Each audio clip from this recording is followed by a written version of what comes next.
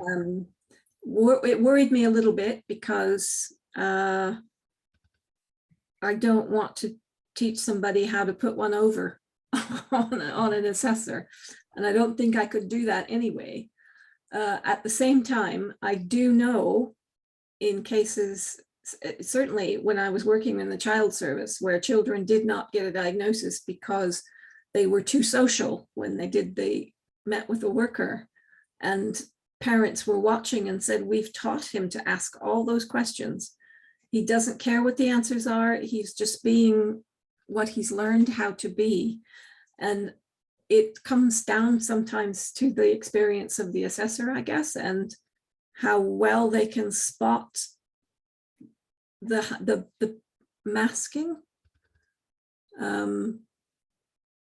Yeah, I think people have gone through so much research and the AQ10 by the time they get to us that nobody would undertake that entire journey if they weren't pretty sure that they already fit the criteria.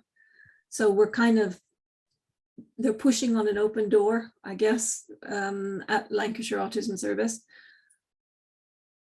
I guess, but we are also pretty rigorous in trying to figure out differential diagnosis. So could this be due to any other thing? Might it be trauma, whatever. So yeah, I don't know that there's anything to affect a positive diagnosis. I really am probably not very helpful in answering that particular question. Can someone be so clever as to mask their symptoms during an assessment? Yeah, as I mentioned earlier, I think that does happen, and more frequently with females than males, I think, because we're taught to do that.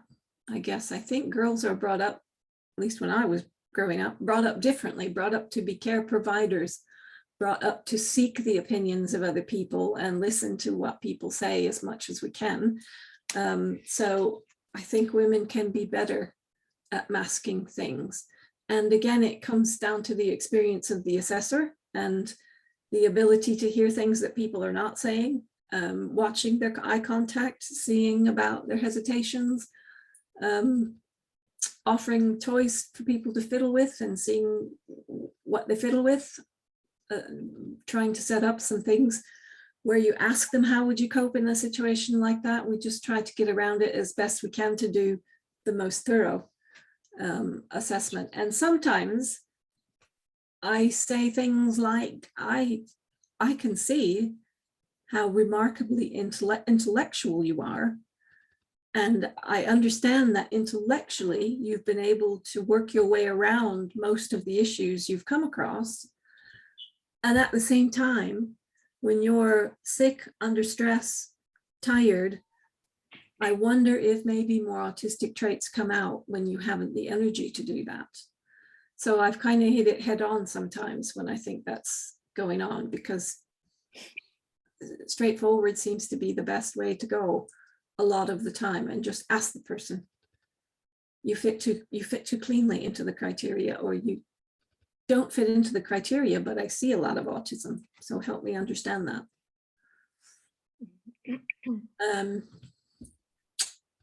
If autism is a neurological difference, why are psychologists in charge of the diagnosis? Shouldn't brain scans or EEGs be used, at least in cases of doubt? And as I said earlier, I think we will get there. We're not there now, as far as I know, but I think there's a lot of information to be gained from genetics in particular, and other traits, physiological traits that go along with autism, or that the person has, that you know, we really do need to develop the genetic testing further. I have tried to get neurologists involved in the diagnostic process, because if there's a head injury, I kind of need to know what that looks like, and how much, if the head injury was when they were 4 and I don't know a lot about before then. I would really want the neurologist to do some scanning and tell me more about what issues they have, but they haven't been willing to do that. So shame. Is there a genetic test to diagnose autism? There isn't. There isn't, because there's not one there's not one chromosome, there's not one thing that identifies autism. As yet, we don't know if there ever will be, but there are some that are coming together, and the more research people participate in, the more data we get, the better that will be. Can pseudo-autistic profiles arise due to trauma, and how would these differ? We had a team discussion about this, I think. I don't know if you were there for that one, Laura, or Emily, if you remember that, where Sarah was saying that she knew certainly trauma early on in life can cause people to maybe have subdued eye contact, or not want to interact with people, not want to initiate interactions. I think it would be rare, though, for that person to fit all the criteria for autism unless they actually had autism. So I think aspects of it, yes. Aspects of autism look like a lot of other things, which is why we work so hard on a differential diagnosis and try to think up everything that could account for the difficulties we've noticed that isn't autism, if that makes sense. So we try to find all the other reasons we can think about why this person should not have an autism diagnosis, so that we can be sure we've accounted for that. And sometimes that leads us to go ask for more information. So sometimes we need to check with the doctor what actually happened in an incident, or we need to go back to the person and get more details. And we would know, we would hope, I hope we would know about the trauma, and we would know the behaviors before and after, so we could kind of decide whether that was an influencing factor. I don't think the question is asking whether trauma can cause autism, but just in case trauma could not cause autism, it'll be there before birth, autism, that wiring. Why do GPs seem reluctant to help with an autism diagnosis? It's certainly in the UK. I have known GPs who don't understand, and they think it's just something children can be diagnosed with. So when an adult comes in, we've had people say, what difference will that make? You know, you're 65 years old, why do you want to know now? And the difference is it helps put a life in perspective. It helps people stop blaming themselves. It helps people understand, oh, I get it now. So that's why that happened. And there's a process, I'm told, of kind of reclaiming your life experiences, looking at them in a new light, and having just, I don't know, kind of having something on your side in a way. And I don't think GPs know a lot about it, unfortunately. So even now, after, you know, we've been here doing this for the NHS since 2013, and there are some GPs who still don't think there's a service available. So I don't know what the solution is to that. But yeah, I think the main reluctance is because they don't understand that it's something that can be diagnosed in adulthood, and it can make a phenomenal difference to some people, to most people, I would think. Can I just chip in one thing from experience? Sure, being on yeah, the other please. side, that's exactly our experience with Alex. We went to the GP, and the GP said, there's nothing in Lancashire. If this were London, yeah, but there's nothing here. And I went to the NHS, you know, the National Autistic Society, and there was a list, and that's where I found you. And I printed everything, and I said, you go back to that GP and tell him. So that's, you know, we went ahead, but we had to, in a way, educate the GP. Yes. And I would say that's an important step. You have to kind of educate, Absolutely. advocate for your case, and yeah, keep going, keep pushing. I would be surprised if that was something parents of an autistic child were not used to doing, because it seems to me that everything's an uphill battle. everything. And I guess all of that's maybe what you were trying to avoid. Everything is a fight, it feels like, from getting the right education to when it is right, it's magic, it's brilliant, and the outcome is so different. But it costs the state a lot less if they get it right in the first place. But the states are known for not thinking forwardly, I guess. So thank you for that, Mabel.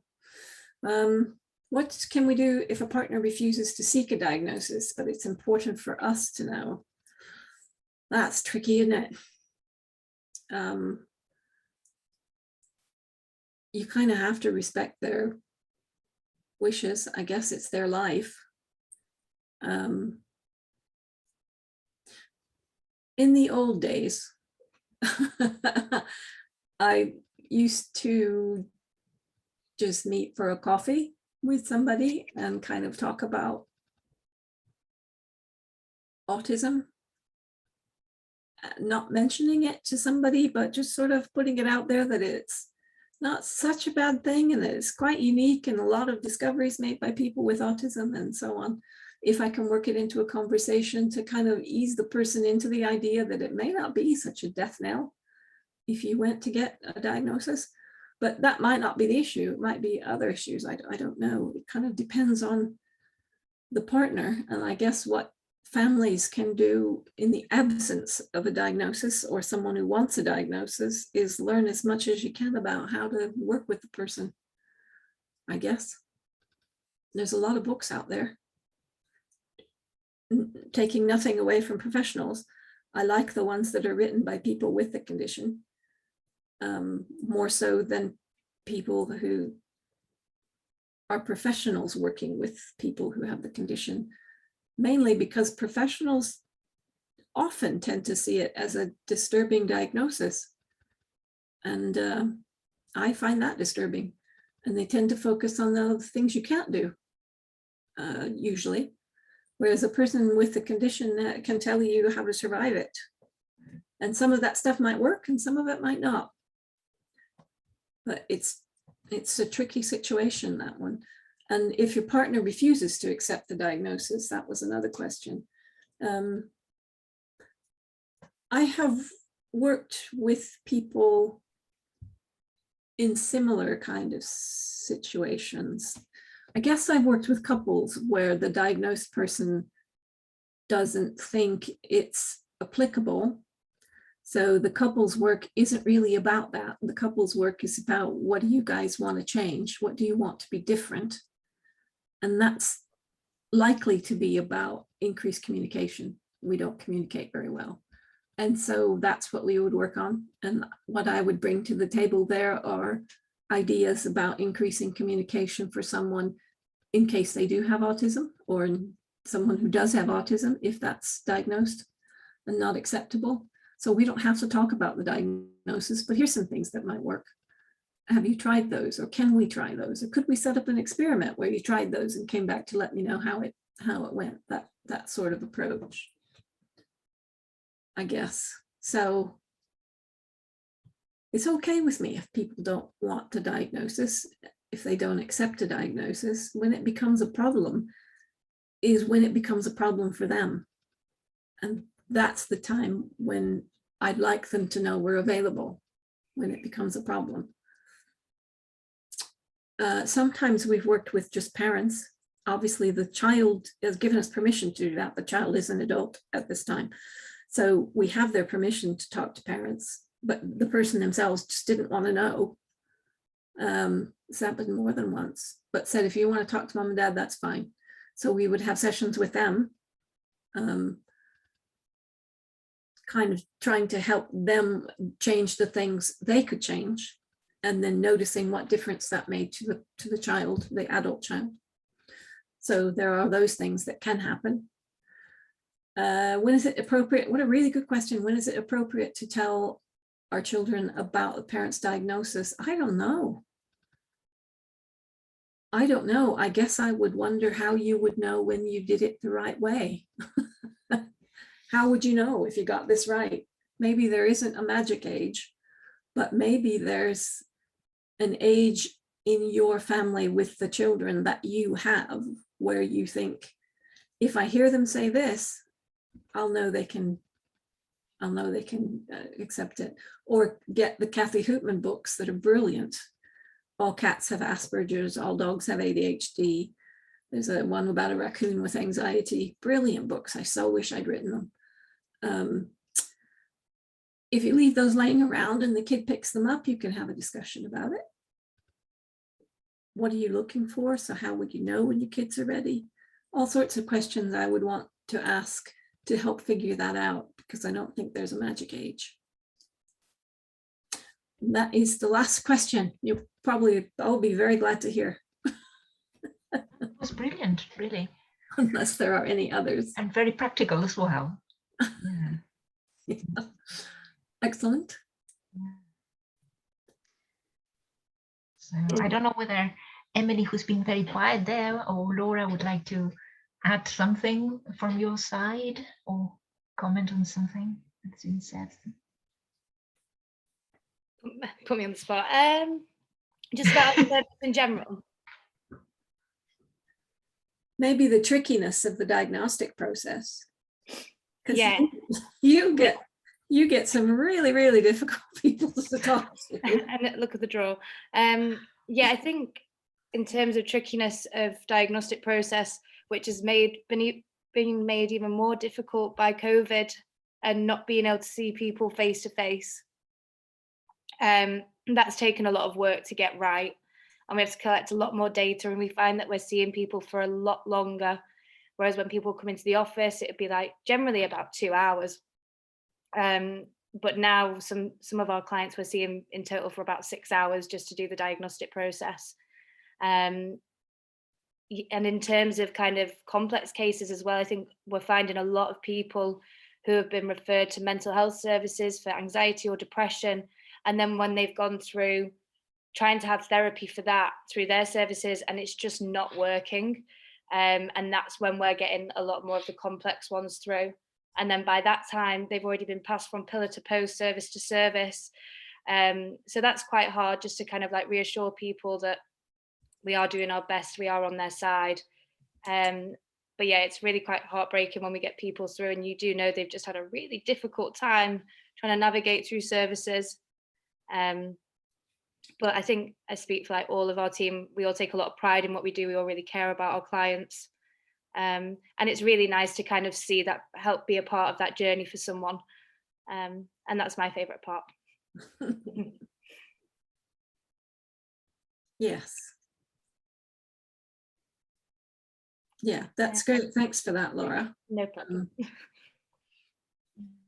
Yes, we've diagnosed people who are in terrible financial trouble because they haven't had any support. And on the one hand, it makes me really angry that they haven't had any support. And on the other hand, it's nice to be able to help the person understand what kind of support might be useful and help the person giving the support understand. We've assessed people pretty much living in hospitals, haven't we? Yeah. Oh yeah, we've had a lot of inpatients through COVID actually. Yeah. Over Zoom, Teams. Yeah. Terminally ill people. Yeah, we've had quite a range of unique situations. And again, it's nice to kind of work with other services. And because I think there's always a lot of focus on the people with the diagnosis to change their behavior. Whereas maybe sometimes other people can communicate better. So it's quite nice to work with other services, and like everyone's always really like usually receptive to that and wants to learn. So that's nice. Yes. Yeah. Yeah. It's a privileged job, really. Yeah, it is. I enjoy it. I think we can all see all the love you put into it. Oh. Oh, thank you. Thank you very much.